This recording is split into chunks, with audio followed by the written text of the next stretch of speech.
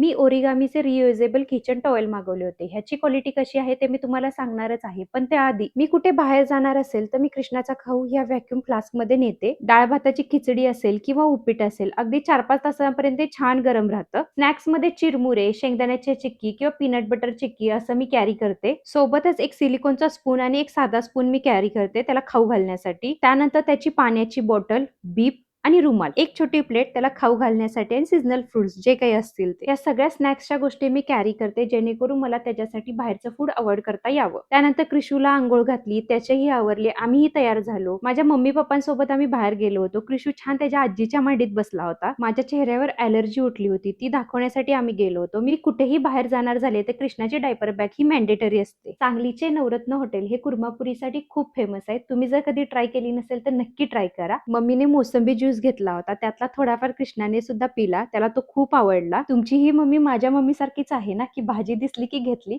मला कॉमेंट बॉक्समध्ये नक्की सांगा. त्यानंतर कृष्णाने गाडीत थोडी पीनट बटर चिक्की खाल्ली.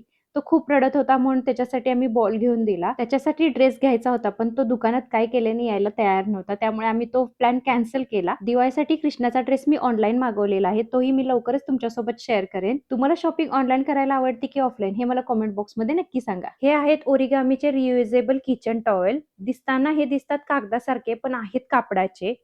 दैनंदिन वापरासाठी अगदी उत्तम पर्याय आहे. पाणी झटपट शोषून घेतो. धुवून पुन्हा वापरता येतो. ब्रँड रेकमेंड करता 100 वेळा वापरता येतो धुवून. पण मला नाही वाटत की तो 100 वेळा वापरता येतो. पण एक 15 ते 20 वेळा तर तो वापरता येऊ शकतो. हा प्रॉडक्ट मला खूप आवडला. तुम्हालाही हा प्रॉडक्ट हवा असेल तर कॉमेंट बॉक्समध्ये लिंक टाइप करा. व्हिडिओ आवडला असेल तर लाईक, शेअर, फॉलो करायला विसरू नका.